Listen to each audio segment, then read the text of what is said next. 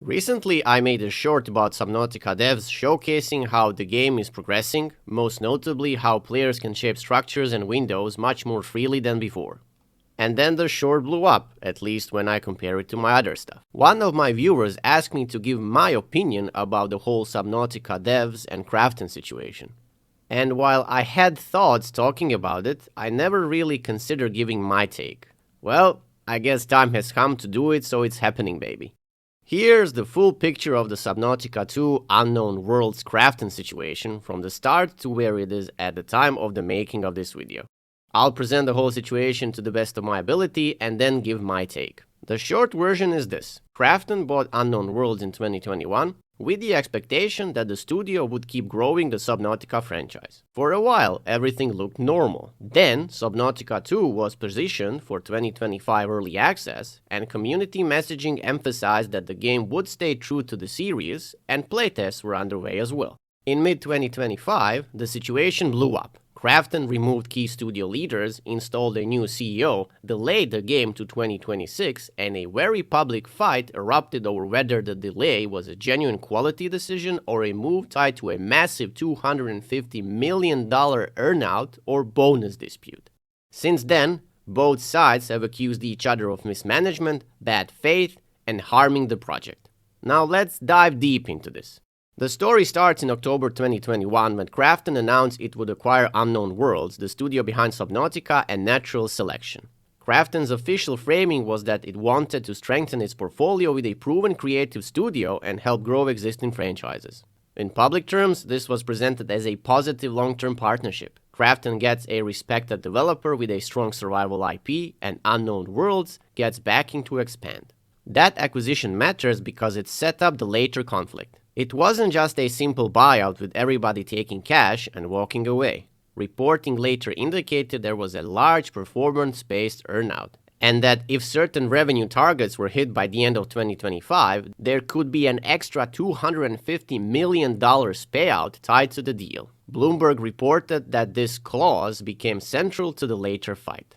After Below Zero, Unknown Worlds continued talking about the future of the franchise. In October 2021, before the sequel was fully unveiled, the studio was already saying there would be a next Subnautica. Much later, in February 2024, Unknown Worlds published a clarification post after details had circulated online through Krafton materials. That post tried to calm fears and laid out a few important promises. The next game was not intended for early access in 2024, it would remain single-player first with optional co-op, and it would not become some Battle Pass-driven live service product. They explicitly said it. No Season Pass, no Battle Pass, no subscription.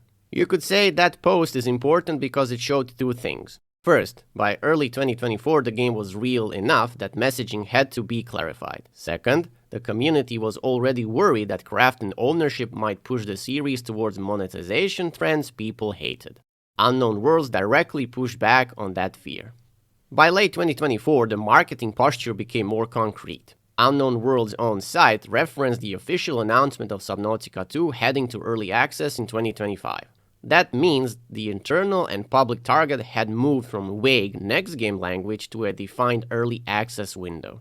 Then, in March 2025, Unknown Worlds published a community letter reaffirming that Subnautica 2 was still being developed in the studio's open development style alongside community feedback and playtests. The tone of that letter seemed reassuring. The team said it was proud of the world, story, and creatures. It said Krafton was supporting the vision, and it again stressed that the game would remain single-player first with optional co-op and no loot boxes, battle pass, subscriptions, or microtransactions. I think this is the one of the most interesting pieces of the timeline, because in retrospect, it reads like a studio trying to keep the fan base calm, while something major was already shifting internally. The letter mentions working with Steve Papustis and getting him up to speed, which reflects that the leadership change had already happened or was in motion by then. Also, I don't want to butcher the guy's name, so from now on he will be called Steve. Very simple. Anyway, the real public explosion came in July 2025. Krafton announced that Steve would become the new CEO of Unknown Worlds. Steve was already known for prior leadership roles, including at Striking Distance Studios. Krafton said the change was about prioritizing development momentum and delivering the best possible fan experience for Subnautica 2. At the same time, the old leadership was out. Reporting and public statements identified the removed leaders as Charlie Cleverland, Max McGuire, and Ted Gill. The exact phrasing varied depending on source, but what I can see, the substance is clear. The founders and prior executive leadership had been pushed aside. This is where the situation went from publisher-owned studio management change to possible corporate ambush in the eyes of many fans. Charlie Cleverland then publicly disputed the idea that everything was normal, saying in essence that the game was ready for the early access and that the decision was being taken out of the team's hands. That directly contradicted the publisher's later quality narrative. On July 9, 2025, Unknown Worlds officially announced that Subnautica 2 Early Access had been delayed from 2025 to 26. The official explanation was straightforward. Playtests were positive overall, but the team wanted more time to improve the first version of the game. The studio specifically said the extra time would allow it to add more biomes, more vehicle upgrades, additional tools, more story, and more creatures.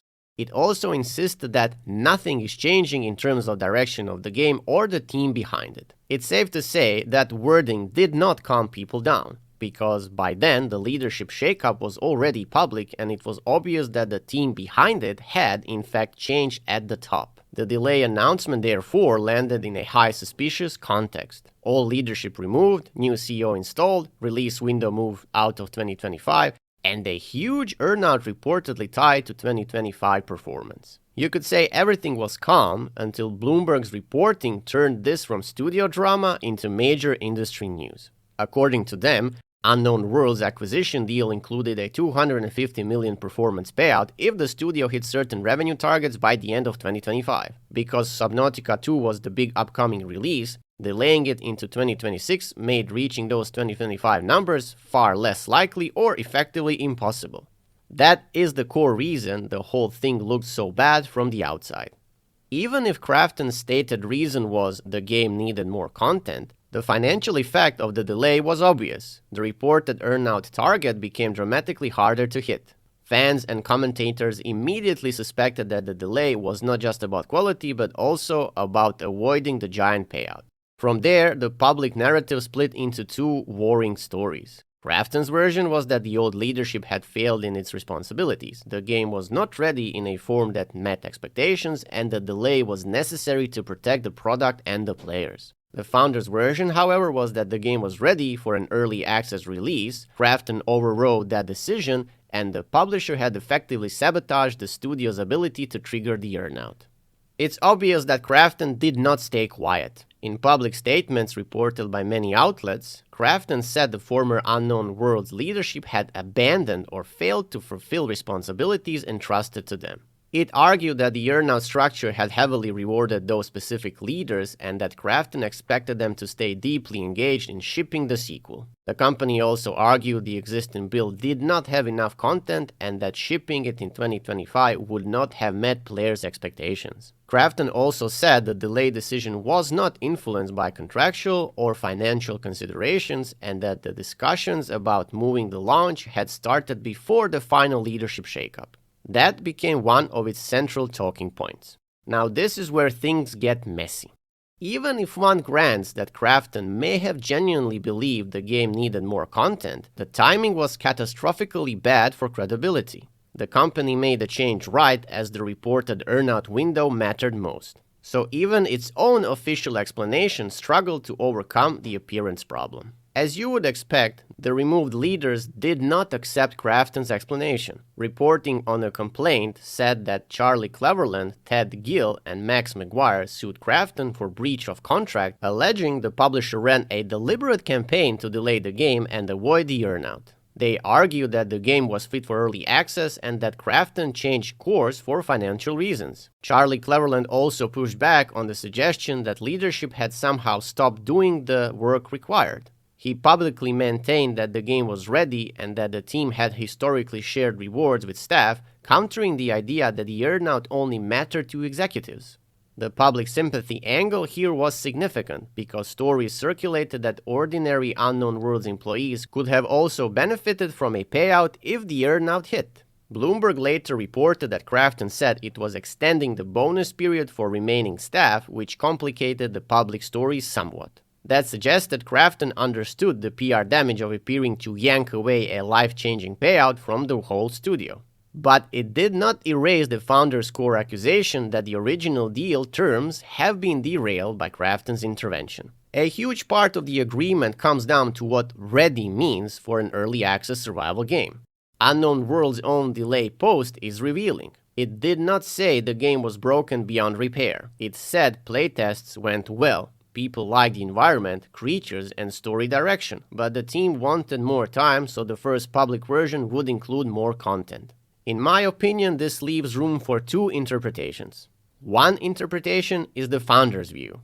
If playtests were positive and the game was structurally sound, it was sufficiently ready for an early access launch, especially since early access games are expected to grow over time. This argument fills the history of the series because Subnautica and Below Zero both used open development and iterative early access models. The other interpretation is Krafton's own view. Yes, it was playable, but it did not have enough content, direction, or launch quality to justify going public in a way that would protect the brand and meet current expectations. This is why this dispute has been so hard to settle in public. Both claims can sound superficially plausible. A game can be ready for early access in a sense that it functions and reflects the intended design, while also being not ready in the sense that a publisher thinks the public build is too thin or strategically risky. Whatever may be the situation, the legal case is where those competing definitions were likely to matter most. The whole drama hit a nerve because Subnautica is not just another owned franchise. Unknown Worlds had built a reputation around a very specific style of development: community-facing, iterative, quirky, and creator-led. So when a large publisher removes the original creative leadership, delays the sequel, and then delay conveniently affects a huge payout, fans naturally read it as the classic story of corporate interference swallowing the soul of a beloved studio. On top of that, fans were already nervous about whether Krafton would try to reshape the franchise into something more aggressively monetized. I reckon that's why Unknown Worlds had to keep repeating the line that there would be no subscriptions, no battle passes, loot boxes, or microtransactions. The studio was clearly trying to preserve trust while corporate tension was building in the background. The dispute did not stop with the initial lawsuit. By August 2025, PC Gamer reported that Unknown Worlds itself had sued the former bosses, alleging they had taken confidential materials and harmed the studio and the future of the franchise on their way out. That indicates the conflict evolved from publisher versus founders over earnout and delay into a broader legal and reputational war over who damaged whom and how badly. By later 2025, there were also further reports tied to court filings and allegations about Krafton leadership discussing ways to avoid the payout. These reports were highly contentious and part of ongoing litigation reporting, so they should be treated as allegations rather than settled facts. But the thing is, their existence shows how toxic and public the fight had become. The way I see it, the most important thing to understand is that there were two separate questions, and people often blur them together. The first one is, was Subnautica 2 in a state where it could have launched in early access in 2025? The available public evidence suggests the answer may well be yes, at least in the loose historical sense of how early access has worked for Unknown Worlds before. The official delay post itself says the playtests were positive and that the extra time was mainly about having more content in the initial version. Then there is a second question. Did Krafton use the judgment call in a way that conveniently protected itself from a massive payout? I reckon this is the more important question, and it is the one the lawsuits are all about. The timing absolutely created that appearance, and the reporting on the earnout is the reason this story became explosive rather than just sad. The way I see this is the public record leaves room for Krafton to argue that the game needed more, but the sequence of events made the publisher look deeply untrustworthy. Removing the original leadership and then delaying the game out of the earnout year was always going to look like a financial maneuver, whether or not that was the sole motive. And that is why the backlash was so severe. So based purely on public evidence, I would say Krafton looks more suspicious than the developers. And I base this on several reasons. The timing of the delay aligns perfectly with the earnout window, the creators claimed the game was ready, early access standards contradict the not enough content argument, and removing the founders made the move look aggressive. However, we still don't have access to internal development data, which is what courts will look at. If the internal reports show that the major development delays, lack of progress, and leadership failures were all present, then Krafton's case becomes stronger. If not, the founders' lawsuit becomes much stronger. So pretty much at this point, unless we get new information, I'm siding with developers here. Now I was ready to end this video now, but then it got me thinking. Why Subnautica 2 might actually be in danger long-term because of this conflict, even if it actually releases. This is where the situation becomes more worrying than just corporate drama. If Subnautica 2 eventually releases, conflicts like this can seriously damage a game's future in ways people don't immediately see. I'll break down the main risks. The biggest risk is simple. People who created the DNA of Subnautica are gone, or pretty much sidelined. Subnautica wasn't a formula-driven game. It worked because of a very specific mix of design philosophy. Exploration driven by curiosity rather than quests, environmental storytelling, slow discovery of alien ecosystems, fear of unknown, and minimal hand-holding. That kind of design actually comes from visionary leadership, not committee development. When a publisher replaces founders with new leadership, the risk is that the game becomes more conventional. Possible changes that often happen in these situations are as follows: more structured objectives, more progression systems, more combat or action, more guided gameplay, and safer design decisions. None of these are inherently bad, but they can shift the tone of the franchise. And if you played Subnautica and Below Zero, you will notice these things very quickly. Legal battles between leadership and the publisher can seriously hurt team morale. Imagine being a developer at Unknown Worlds during this situation. Founders removed, lawsuit between leadership and publisher, uncertainty about bonuses, public controversy, and leadership replacement mid-development. Let me tell you, that environment is not ideal for creative work. Even if developers stay professional, situations like this often lead to key talent leaving, burnout, slower development, and cautious decision-making. Some of the best designers or engineers may simply leave for other studios, and that kind of talent loss can quietly degrade a project. Another risk is publisher influence increasing after the conflict. When a publisher forcibly replaces leadership, it usually means they want more control over the project. Possible consequences could include stronger focus on monetization, even if they say otherwise, pushing co-op harder because multiplayer sells, expanding the game into a long-term live service, and changing design priorities toward broader audiences.